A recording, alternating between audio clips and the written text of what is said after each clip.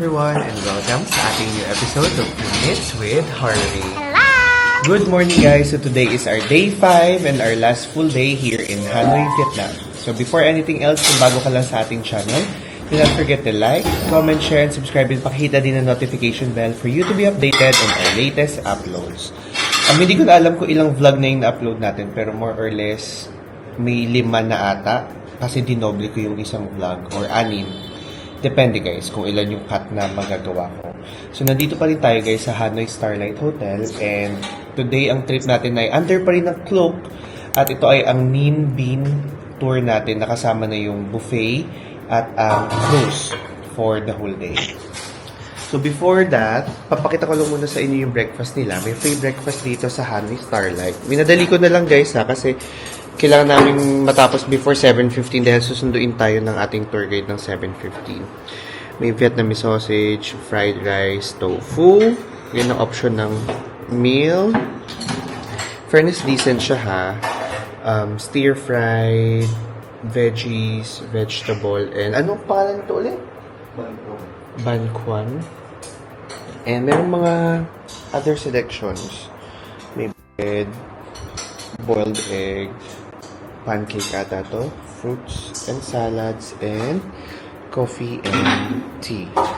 Hindi ganun kalaki yung option, pero guys, libre yan. So, diba? So, ayun. Kakain lang muna tayo, then mamaya ko na lang kayo balikan kapag katapos dahil medyo nagmamadali kami. Tapos na tayo mag-breakfast, inaantay na lang natin yung bus natin, pero parang marami tayong magni-Ninh Binh. Yan. Ito na nga. So, isang buong tourist bus. Yung iba maliit lang na limo pero tayo full. So, mamaya na tayo mag-video. Ayan, medyo matagal yung naging stop natin and nandito tayo ngayon sa hindi ko alam tawag dyan. Hang Tin. And dito lang yung first stop natin para umihi and mag-i-introduce daw sila ng product. So, after natin mag-toilet, may short discussion sila. Okay, tea session daw. Then, may ibibigay silang free tea. Okay.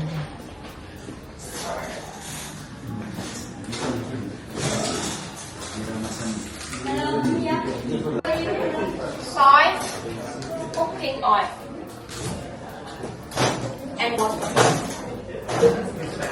I use towel made from coconut fiber. You know what we do is? Each up shop or stand.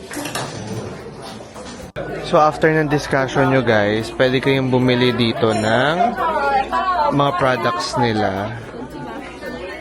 So, parang mas gusto ko yung yung bath towel. Kasi, hindi yun. Yung bath towel nila. Ito. 150 lang 150 ito guys yung nag-a-absorb ng water.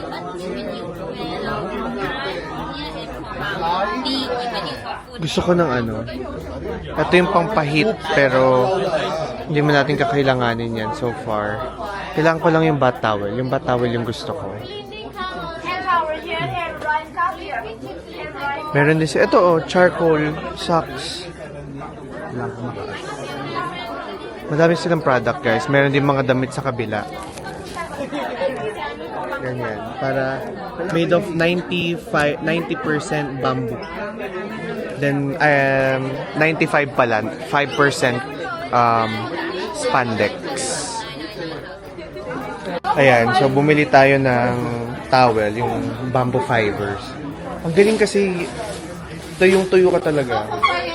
Bago, gusto ko sana bumili ng mga herbs. Alam nyo naman, mahilig tayo sa herbal oils. Kaso kasi hindi siya ganun ka-strong. Kung ito sobrang strong katulad nung sa Thailand. Kaso hindi kasi mas strong yung sa Thailand talaga. So, doon tayo bibili. Anyhow, kung ito naman yung ibubuk yung tour, dito rin naman kayo pupunta. So, make sure na daanan nyo siya. Try ka isa. Ano yung toothpaste? Ayan, charcoal toothpaste. Bumili si Kuya. Magkano isa? Head dye, black and black. 95 lang. 95. Comprehensive care for your teeth. Yan, sure yan. Kasi di ba nga sa online, Oo.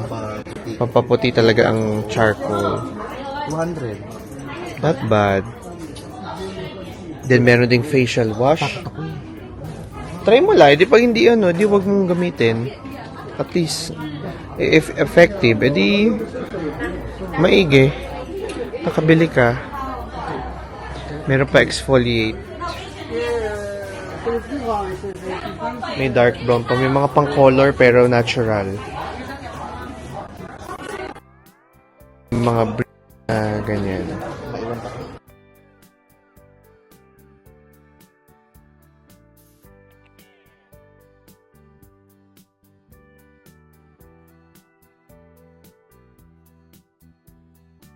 Nandito na tayo ngayon sa may Hangwa Eco Lodge. Ito yung magiging first stop natin dito sa ating tour. So, iniwan kami ng guide namin ng 12 o'clock and 12:05 na. Bumili lang kami ng raincoat si Kuya kasi maulan siya, guys. And most probably, hindi na tayo aakyat dun sa tuktok for the panoramic view kasi malakas yung ulan and baka madulas lang tayo. Mag-cause pa ng aksidente. So, this is the best time to visit tong araw na to kasi nga maulan. Pero anyhow, we'll make the best out of it. Naantay ko na lang yung kapatid ko dahil hindi ko kaya lumusong sa ulan dahil mahina. Dahil mahina ang katawan natin sa sipon. So, ang admission fee dito, kung magdi-DIY kayo, sabi ni Coach pwede daw. So, ang admission ay 100,000 Vietnamese dong. So-convert na lang natin. Siguro mga sa 200 pesos. Might as well bring your cash kasi mostly cash basis sila. So, ayan, magsuot lang muna kami ng kapote, then balikan.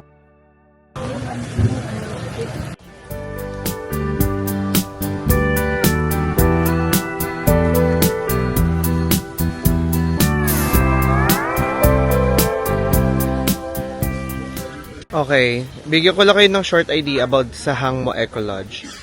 Hangmo Eco Lodge is designed to blend harmoniously with the stunning natural landscape of the Tam Kok Bik Dong area in Ninh Binh.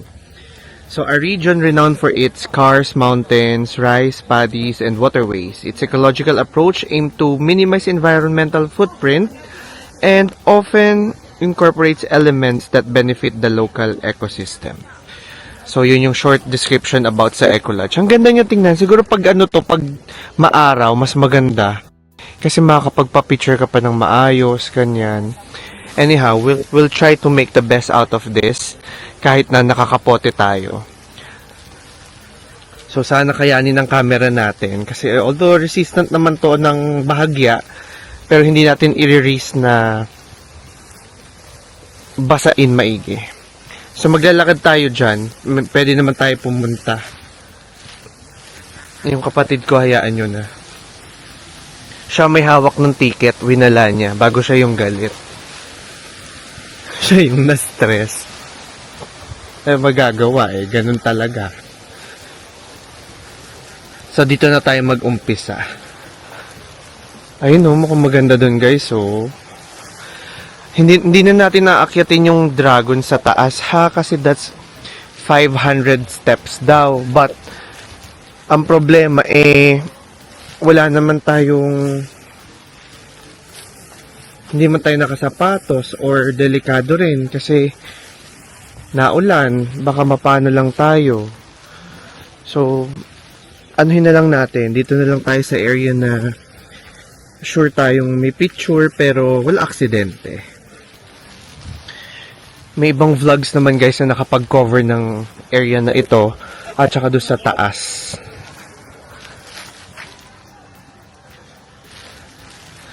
Okay, yan. Dito tayo sa lilim dumaan. Sayang yung OOTD natin.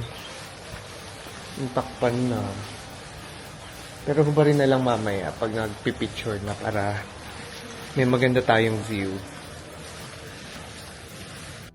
Mas maganda to, guys, kapag walang kapag walang fog, tsaka maaraw. Pero anyhow, na-appreciate pa rin naman natin yan kasi it's nature. So ngayon, napagdesisyon namin magkapatid na akyatin yung bundok. Dahil hindi na masyado maulan at hindi na ako nagsuot ng kapote dahil sayang ang ating OOTD. So ilalaban natin yung 500 steps para magkaroon tayo ng magandang view sa taas. Sana maabot natin siya in time. So meron na lang tayong 30 minutes para gawin yon.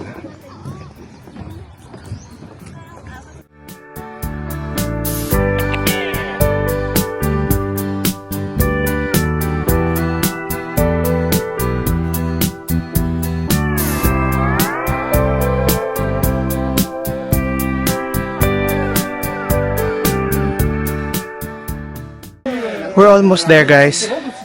Ako na lang ang tumuloy. Si Kuya hindi na kasi may hika. So doon na siya sa half. So tayo, since nandito na tayo, hingal ako. Tutuloy natin doon hanggang sa doktor. Konti na lang naman.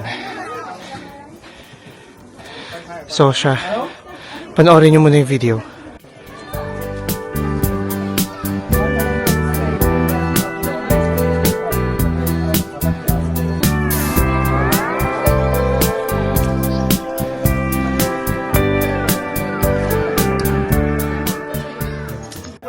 Nakit na natin yung katapat nitong summit nung isa. Hindi ko naakitin yung dulo. Hingal na ako. Hanggang dito na lang tayo, guys. I think this is a good POV na for everyone. So hindi ko na ipipilit kasi pawis na ako, guys. And suot ko pa ito hanggang mamayang matapos yung tour. Wala ko na lang pamalit. So anyhow, yeah. Kaya pa natin. Nakikipagsabayan pa tayo. Pero medyo masakit na yung tuhod ko. Whew. Now, kailangan na natin bumaba kasi 1 o'clock kailangan magkita-kita kami sa entrance. So, bababain ulit natin yan lahat. Yan. Yan, guys. Bababain pa natin yan ulit. Ganda, no? Mas maganda to pag clear yung skies. Then, maraming bulaklak dun sa field. Anyhow, it's a good experience.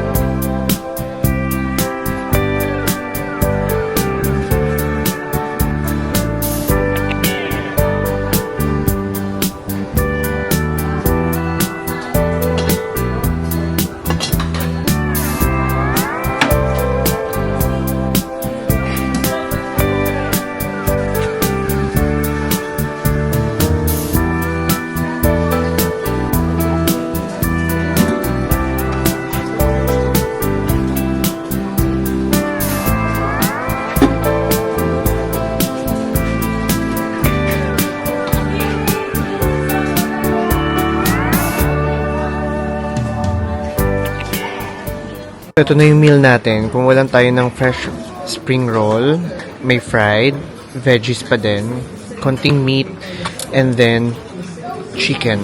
So yun lang. Ito yung kay Kuya. So naka-round table kami, guys. And di namin kakilala yung mga kasama namin. But anyhow, yeah, kami ang magkakasama. So kakain na muna tayo. And kakatapos lang natin kumain and masarap naman yung food. So, pinaka nagustuhan ko dun sa food ay yung beer. Hindi, umorder ako ng Viet beer, parang local beer nila. And masarap yung lager nila, in fairness. Para lang siyang, San Mig Pilsen. Yung sa food-wise, nagustuhan ko yung, ang tawag dito? Yung fried na spring roll. Yung fresh, hindi ko ganun kabet. Kasi hindi ganun yung natikman ko dun sa UK. At saka nung nag-Austria tayo. If hindi nyo pa napapanood yung mga vlog na yun, balikan nyo dun, guys. Bago, other than that, the food is nice. Medyo matigas lang yung beef. Pero overall, since free naman siya, free naman yung food. So, magreklamo ka pa ba? Although, alam naman nating bayad siya. Pero, given the fact na kasama lang siya sa tour and sumatotal, parang libre na. So, huwag ka na magreklamo. Then, pwede ka rin mag-take ng pictures dito. And yeah, buti medyo hindi na umuulan or tumigil na yung ulan. Sana pag nag-boat ride tayo, hindi na siya umulan maigi para makakuha naman tayo ng magandang shots. Meron tayong mga pictures if you want to check that out. Punta lang kayo sa Instagram account. So ayan, habang nag-aantay lang ako, may view lang tayo dito. Maganda mag-picture dito kasi medyo maliwanag. So okay na rin yan. Maganda mag-picture sana. No, antayin natin si Kuya.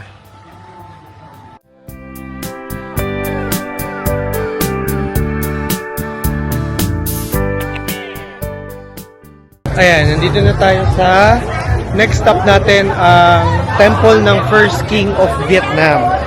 So, ilalagay ko na lang yung name dyan kapag na-figure out ko na kung ano yung name.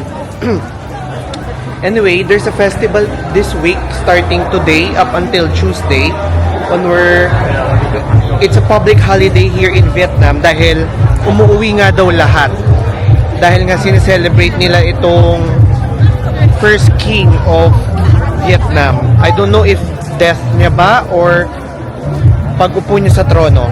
I don't have any idea yet, pero makikinig tayo mamaya. So sama-sama na lang daw kami ikot kasi nga sa sobrang daming tao, madali kang mawala and medyo malaki yung village nila. So papakita ko lang sa inyo by glimpse. Medyo i-ano natin kasi baka internationally known yung song, baka makapiright lang tayo.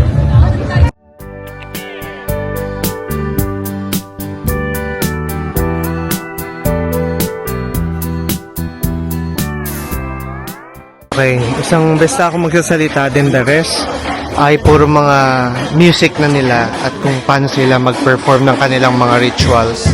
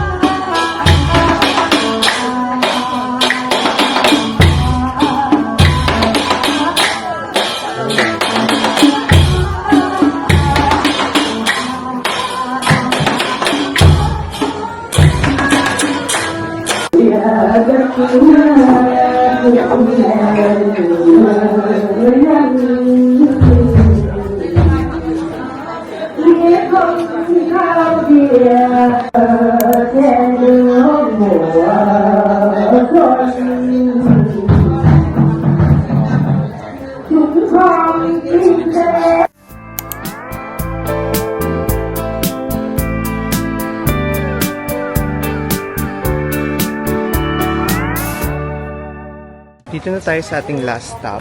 Ito yung boat ride natin dito sa Ninh Ban. And 4 people per boat. Kaya wala kang lusot, guys. May ticket na siya. Kasama na siya sa Klook Tour. So, wala na kayo iisipin. As in, sasakay na lang kayo. Medyo na late lang ako kasi umihi ako. Kaya ako'y nasa dulo. So, 4 kami magkakasama sa boat and it will last for an hour and a half. Bumagsak na yung buhok natin kasi nga maulan. Anyway, it's fine. Hello. So, ayan guys, nandito na tayo. Oh my God, nakakatakot siya. Nasakay na kaming lahat and medyo scary siya. Ayan na guys, start na tayo. Photo, video. And may dalawa kami kasama sa unahan. And for 1.5 hour, magbo-bow sila. Magro-row sila ng boat. Okay, gawa natin ng magandang scenic, yeah?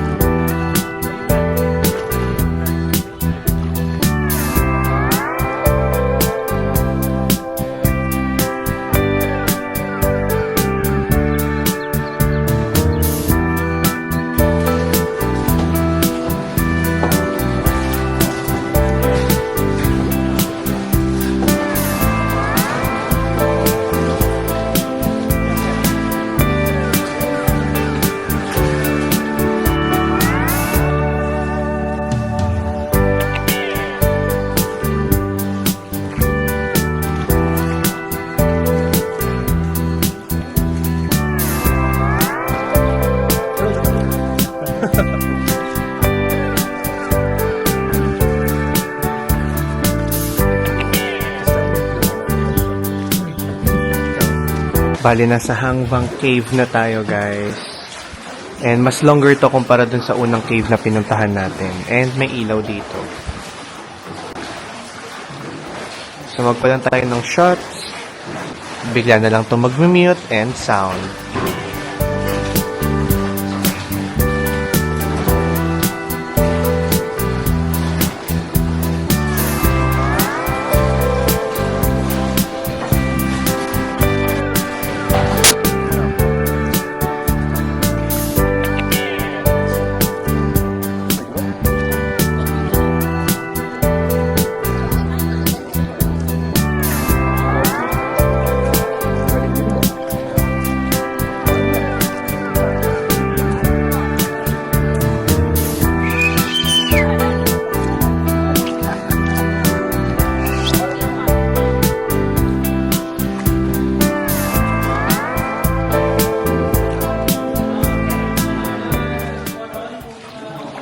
Kailangan daw nating yumuko, guys, kasi sasabit tayo. Ayan. Parang hindi naman. No, no, no. No, son. No sagi. No, son. Photo. Video. Wow, okay, Lord. Ayan, maganda dito, guys.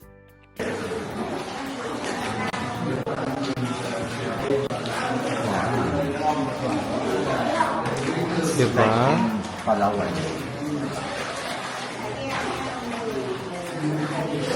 Fairness. Must try itong tour na to, guys. Mas maigip kung hindi rainy season.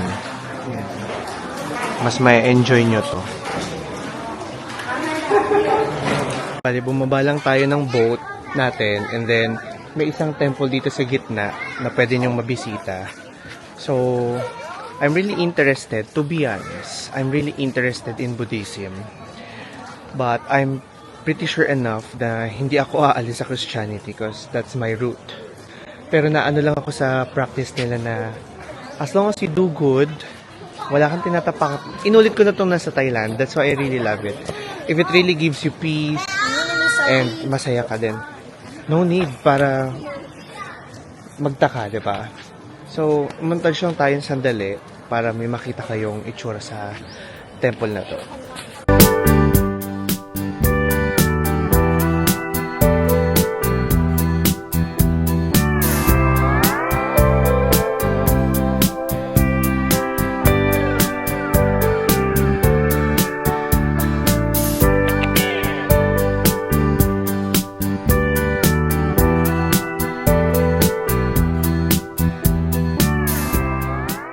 Kakatapos lang natin nung boat tour and isa to sa mga pinaka na-enjoy kong activity dito sa Hanoi.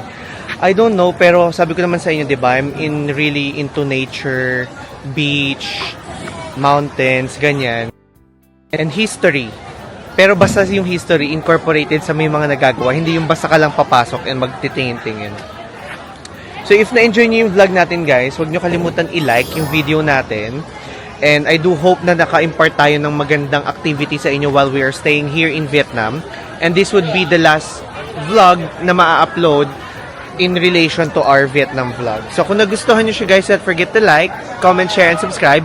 And kung may questions kayo, guys, do not hesitate to comment it down below para ma-address natin at patulungan ko kayo sa inyong travel dito sa Hanoi, Vietnam.